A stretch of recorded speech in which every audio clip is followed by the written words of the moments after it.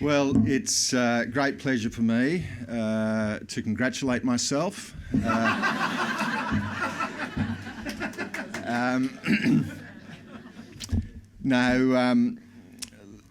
As Tom says, I feel like we have been somewhat stalking each other.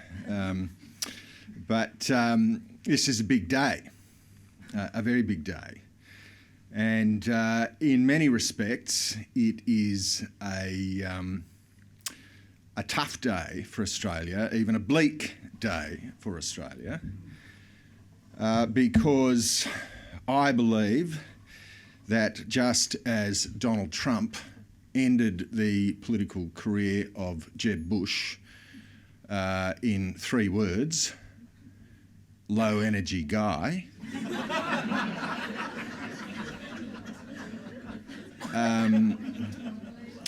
Donald Trump, in all seriousness, in my view, has just ended Malcolm Turnbull's political career in one sentence. That was the worst call so far.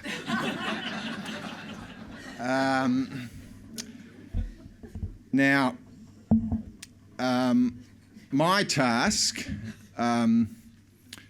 besides congratulating myself, is to say, what do I think Trump did right, according to Jeremy's instructions, being the obedient male that I am, and what are its implications for the Australian establishment. And I want to say that there has been this feeling that Trump was, as Tom said, some kind of a buffoon, some sort of a klutz, some guy stumbling into politics who had no idea what he was doing. And I want to tell you that that has never been my view. The most famous encapsulation of the campaign, which I think came from The Atlantic, I should credit the journalist whose name escapes me, is that the media establishment took Trump literally but not seriously, whereas the American people took Trump seriously but not literally. And can I say that I believe, if I'm being absolutely frank, that the Australian people were entirely betrayed by the establishment media in their coverage of Donald Trump and this campaign from the very first day. I believe the performance of the national broadcaster was an absolute disgrace. I believe that that there are basically only 1 or 2 genuine journalists worthy of the title left in the entire empire of Fairfax Media. I believe that, Fairfax Media, its motto in Latin, Warwick Fairfax told me on one occasion, was, "In moderation all our glory. The Tory calls me Whig, and the Whig, he calls me Tory." Well, I can tell you, the Sydney Morning Herald's masthead now, no doubt on the advice of an expensive consultant, reads simply, "Independent, always." Well, I think the Sydney Morning Herald should be sued for misleading and deceptive conduct, because there is no organisation that the relationship between independence and the Sydney Morning Herald is the same proximity as sort of Western Sydney and the far side of the moon. These guys are on a completely different planet. And the losers, okay, for somebody like me, and I suspect many in this room, I mean, I have been a Herald reader essentially since I was old enough to hold an opinion.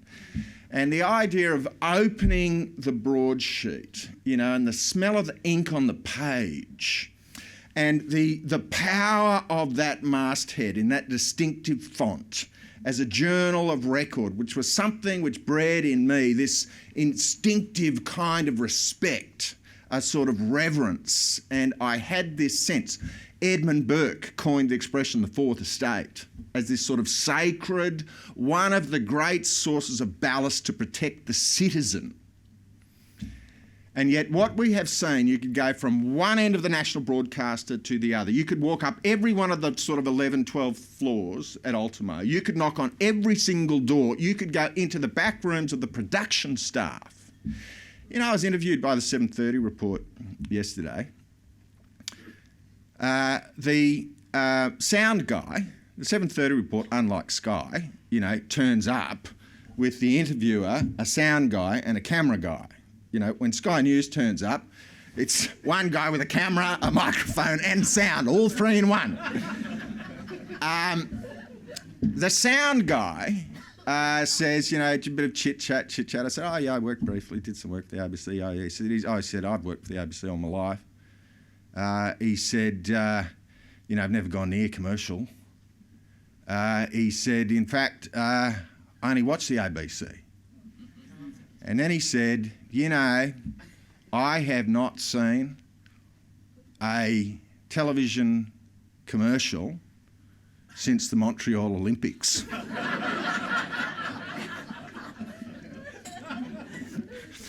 Okay, you want to talk about the bubble.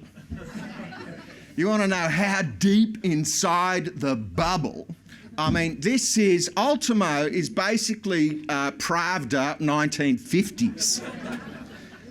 And what the problem is, okay, the problem is the guy's telling me he hasn't seen a television commercial since the Montreal. He's telling me as if this is a mark of achievement. You know, this is a moment of pride for him that he has not been polluted by the commercial culture. Okay, and so what we've had in the treatment of Donald Trump is just one of this species of sneering, looking down the nose, you know, we talk about political correctness. It is a phalanx. It's a phalanx. We've got Tom Switzer here. Tom Switzer, I would say, took Trump's audience seriously, but I will tell you, he was the only academic in the United States Studies Centre who did. The only one out of 30. Not a single news and current affairs broadcaster, analyst, commentator in the whole of the national broadcaster in any capital city, radio or television, took Donald Trump's audience seriously. We know the whole of Australia's Department of Foreign Affairs was entirely operating on the assumption that Trump was a joke, who had no chance, would be defeated. So the whole sort of organism of Australia's professional diplomatic apparatus was wrapping its arms around tongue-kissing Hillary Clinton on the assumption that she was invincible, obviously could not be beaten. Well, where does that... What we have discovered, there are consequences for that kind of catastrophic misjudgment, and we have just experienced one of them today. As Tom Switzer says, it's not just the consequence of the phone call, it's the briefing beforehand, another one of these Liberals. Now, I'm sure that Steve Bannon would have turned to the great man and said, you're about to talk to the Justin Trudeau of Australia. Okay? That's my sense about the locker room chat that would have been going on. And, you know, we had a situation where, you know, you finally had the tall timber, this massive edifice of the establishment has just come crashing down. It's a whole new world. Everyone's in a state of shock. And so every significant Australian, you know, Donald Trump went over to the United States in the lead up to the election, didn't even seek to meet. Sorry, Malcolm Turnbull didn't even seek to meet with Donald Trump. But it's all over John Kerry. You know, we love Barack Obama. We can't get enough selfies, you know, with Hillary Clinton. Well, what is the consequence for 24 million Australians, right, who are not in the selfie, okay, who are not part of the establishment, who are exposed to risk? You know, they have got enough problems as it is. Besides, it's not just, the question, could there be a Trump figure in Australia? All right, I think Australians are very tolerant. They're a combination of tolerant and disengaged when it comes to the political class, okay? They basically expect the political class to be self-serving. They basically expect the political class to conduct themselves with low levels of care. They expect the political class to be fairly incompetent. Okay, but when the political class, as we have seen, for example, with these 3 students at the Queensland University of Technology, where you've got an institution of the Australian government which has turned its guns on 3 students and has harassed, has intimidated, has persecuted, has prosecuted them to within an inch of their lives, well, I say they can go to hell. This is what provokes revolt. This is what provokes revolt, when the government actually turns on the citizen and starts attacking them. And I'm going to tell you, if you want to understand Donald Trump, you need to read his book, okay?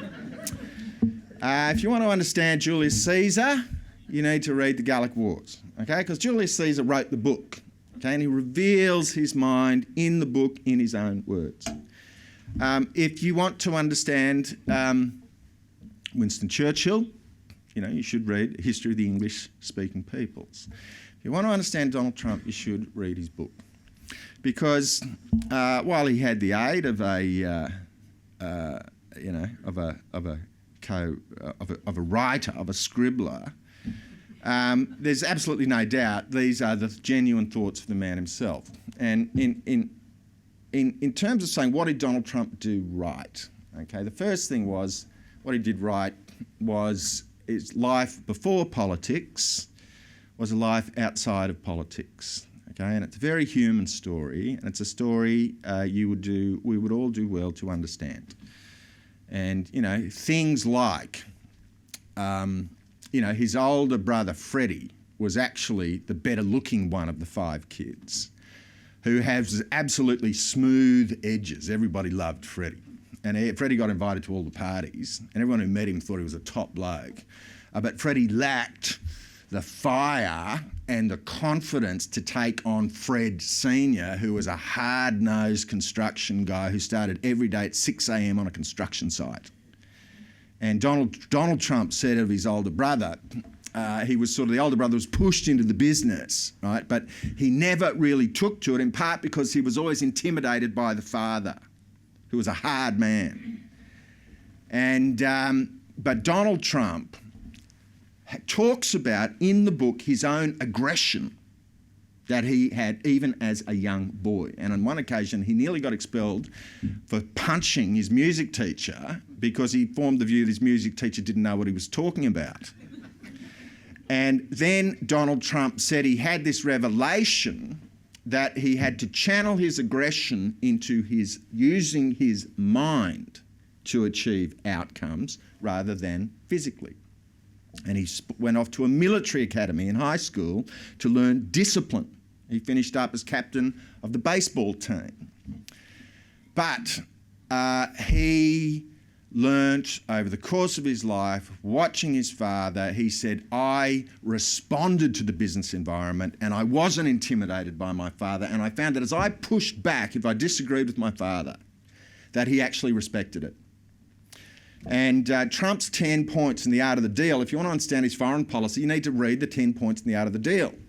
One of the points is, if people treat me fairly, I'm the easiest guy in the world to get along with. But he said, if people are unfair or disrespectful towards me on a matter of principle, I fight back. That's the Trump approach, okay, whether you like it or don't like it. He says in the book, as I was growing up, I polarised people. He said, I found there was a group of people who absolutely loved me and would follow me over a cliff, and there are lots of other people who found me a kind of intimidating, disquieting, uncomfortable person, okay? And Trump is saying, I'm used to that. That's my life story. I'm not intimidated by a million protesters. I'm just going to give you, I know I'm already out of time, you're indulging me, but I'm just going to, on matters of substance, okay? Stephen F. Cohen is the Professor of Russian Studies at Princeton University, talking about the way Trump communicates. He said you have to understand Trump communicates in an elliptical way, okay? But you have to look through that to what's in the man's heart. What is he trying to achieve? And one of the things that brought me to Trump is I've been looking at Syria, as we all have, looking at US foreign policy in Syria, looking at Australian foreign policy. And it's just been, to me, completely incoherent throughout the whole Obama administration. If you look at who our co-partners are in Syria, you know, they are the worst grab bag of global terrorists and Islamic extremists that you would ever want to be stuck in a lift with. It is an embarrassment that we are... And then you've got Russia on the other side, okay, fighting Islamic State, Russian Green Berets going deep into Syria, getting killed. So at the time, we're making David Morrison Australian of the Year. He is our military hero. You've got Russian Green Berets deep inside Syria directing the bombing raids on Islamic State, and one of the guys realised he had been compromised by the Islamic State fighters, who realised where he was and what he was doing, and they moved in for the kill from all sides. And his last order was to call in the bombs on his own position. Now, that's the Russian idea of valour.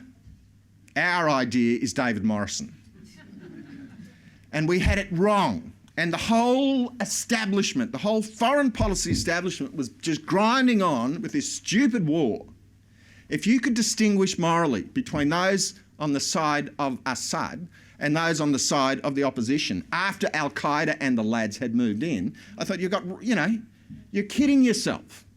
And Donald Trump looked at this and he says, okay, here we go. We've got inside NATO, created at a time when the Berlin Wall was up and the Soviet Union was in place. Okay, so inside NATO, we've got Turkey, who's buying oil from Islamic State, right? Well, we're fighting Russia, whose special forces are getting killed calling bombs in on their own position. Donald Trump is the only guy in the neighbourhood with the humility to ask the simple questions, have we got this right? Why don't we make friends with Russia? Maybe they want to be friends with us.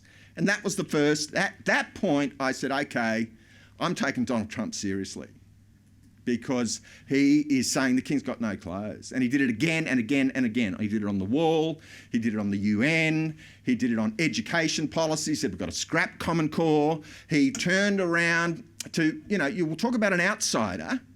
The first question of the first debate, who will take the pledge? Is everyone taking the pledge they won't run against the winner if they don't win?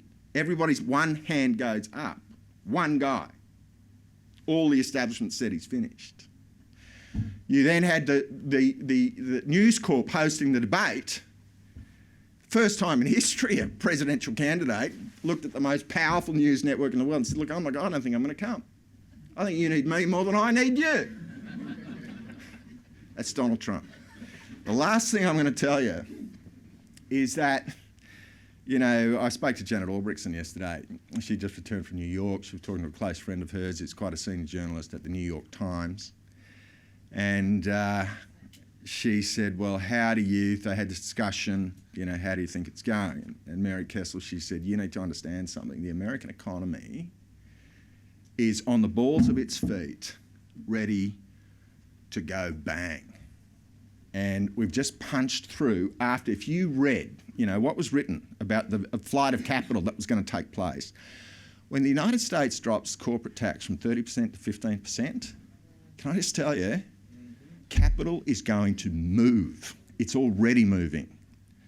And we are going to look like, the old pub that never got done up, and there's a few Deros out the front, and you walk into the front and it's a mix of beer and urine smell. That is what Australia is going to become. So I say, God bless Donald Trump. There you go.